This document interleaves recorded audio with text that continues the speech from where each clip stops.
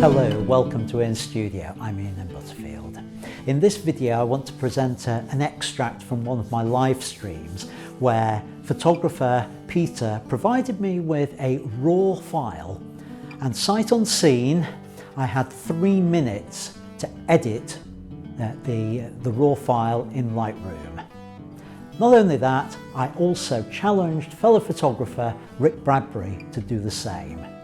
After we'd both done our different edits, we then critiqued the image and provided some feedback to the photographer. I hope you enjoy it.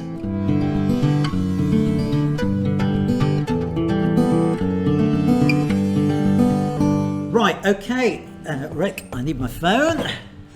So, where's the mouse? There's the mouse. You got your mouse, right? Let me get a timer going for you. Let's see. Oh, 3 minutes. 3 minutes. Your 3 minutes starts now. Okay, so we have a portrait here, 125th of a second, standard studio shutter speed, f11 ISO 100, 35mm. Okay. All right, let's go into develop. You're in develop. Within develop, I tend to start in basics and get a decent white balance and so forth first.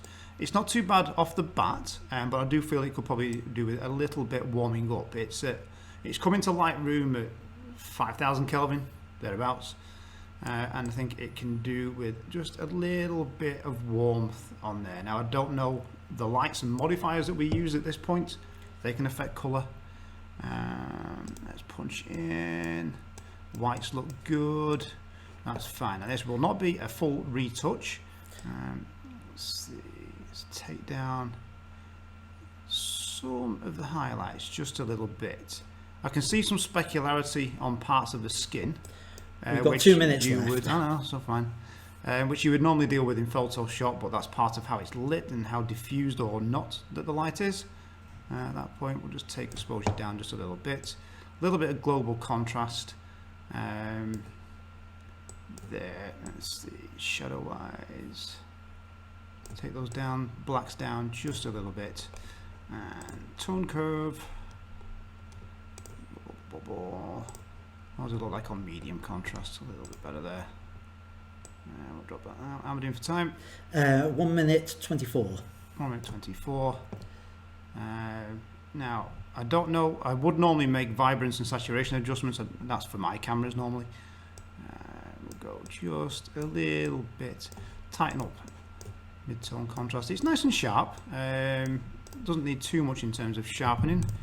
Detail, Lightroom default color noise. 1 minute. 1 minute. Let's go radius up, detail. Now, one thing that this does need is, come on Lightroom, right? It's Capture One instead of Lightroom. Anyway, we will do a little bit of a crop. I do feel that we need to be a little tighter on this as a portrait. There's a bit too much dead space, and I don't feel it's of much use being there, so I'm going to crop in a little bit. Good cropping points, by the way, on the arms, not too close to the wrists, but I think a little bit of a tighter composition helps with that. 20 Overall, seconds. Nice. Like I say, specularity that we see on the nose, it can be partly to do with the makeup as well as the light source that's used there as well, but that's pretty much it, just some basic corrections. In fact, I'm going to go a little bit darker on the blacks there, and yeah, that's fine. Right. Okay. That is right.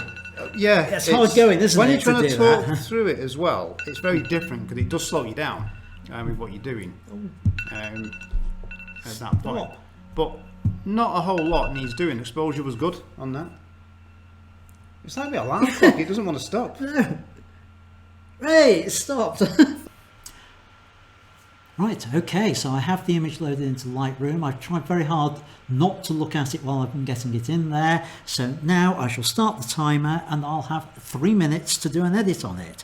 Going now. Right, okay, it's a portrait image, colour portrait, pink. So let's go into the develop module. What am I going to do with it? Right, I think first of all I will make sure all the lens corrections are enabled. So that will sort that out. I think I probably like with this a tighter crop, so I'll just bring that in, take that off, and I think I will crop about here. I don't like cropping below the hours. I think that's a little bit better. In a bit tighter on there. Good histogram on it. Over to basic. Right, okay. Let's have a look at the white balance. I'm assuming that was taken with flash, so I'm going to set flash white balance on there. Right, the shadows I'm going to bring up, and that's looking fairly reasonable. Profile wise, I'm wondering whether black and white might work well with this, so I'm going to go with my standard black and white profile of black and white 03. Yes, I quite like that, but I do need to bring some more light into those shadows now. I'm just going to bring up the clarity just a little bit on there, a little bit more on the contrast as well. Yes, I prefer that. Do I want a bit of dehaze? No, I don't. With it, reset that. I think I'd quite like a little bit of a vignette on it. So transform. No, not transform. Where am I going? Right, I am going to effects. Just bring the vignette down just a bit. Well, actually make it quite dark, but then feather it off. And how much longer have I got on the counter? I've got a few seconds left. So 3 minutes goes very quickly when you're doing this. So I would say something along those lines, maybe not quite that dark with that. Can I do a split tone in this time? Add a little bit of colour tone on it. Just very, very slightly, but the shadows go to the blue. A little bit like that. No, don't like the split toning. I'll take those out. No, I think just pure black and white on there. So I think that's going to be my edit. If I've got a second left, I'll go back to the effects and preserve my highlights down at the bottom here on that post. Oh, and the time is up. So that's my edit done. Right. Wow. That was hard going. So now back live to the studio. Let's have a chat about our two different edits, mine and Rick's. Right, and we're back. Right, okay, so as you can see, two very different edits. What we now have on the screen behind us, or in front of us as far as we're concerned, is the three different edits of the image. So here, find the mouse. Here on the left hand side is PeterS. No, that's Rick's. That's mine. That's Rick's. Yep. The one in the middle is mine, and the one on the end is PeterS. I think it's quite interesting that we've approached it differently. We're both myself and Rick. We've gone quite contrasty with the image compared to PeterS. There's not, yeah, we've got more contrast in there. If you look at the shadows that we have on the cheek cast by the hair, and within the hair, yes, there is a little bit more contrast in there. Yeah. I mean, I would say you tend to edit with more contrast than me generally. Yes, I do. I do. I have a quite speaking. contrasty style with my, and particularly with my black and whites. I like black and whites to be really contrasting. I mean, I tend to edit myself personally. Say, I mean, most of my work is portrait work, but I tend to edit black and whites more contrasted than colour stuff because it lends itself to that. You know, it's all about highlight, mid-tone, shadow at the end of the day. But yeah, three, you know, different compositions in terms of the crop. At that point. I mean, I said to Ian earlier on, looking at his edit on the black and white, I wasn't sure on the black and white.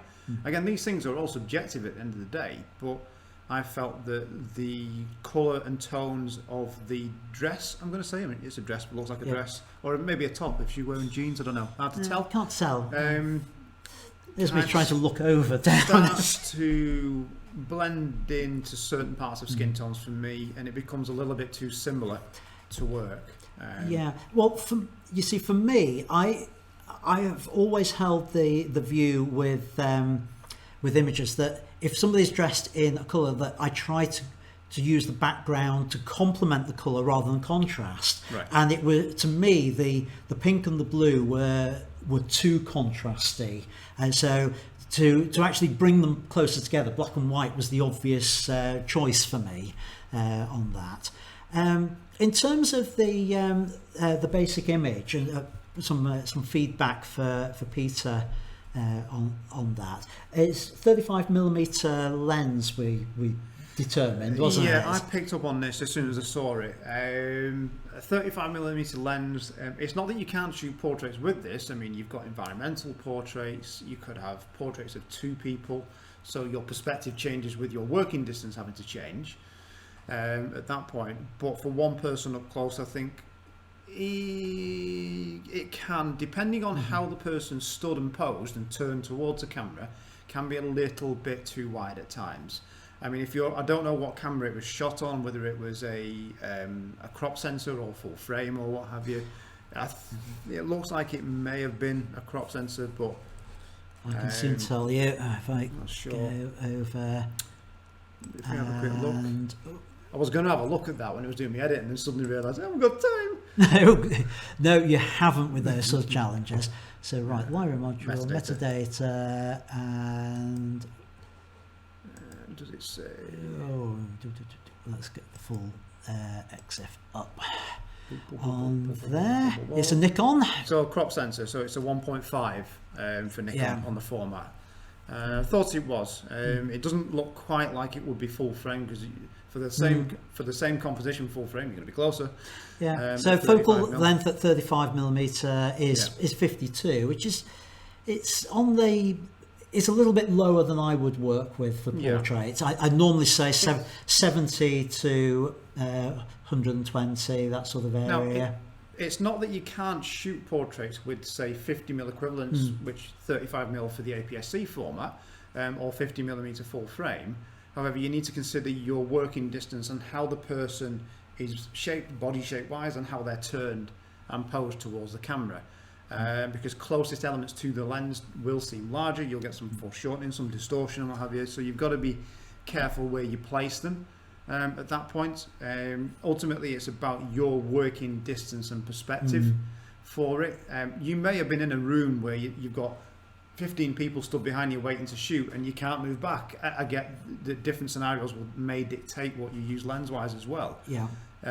So it's not kind of pointing the finger at you here, Peter, it's just couple of points of feedback. One thing I have noticed as well, now whether you would have had control of this during the shoot, on the night, if it was say a meet or a club event, again, I don't know enough backstory, so let us know in the comments if you'd like.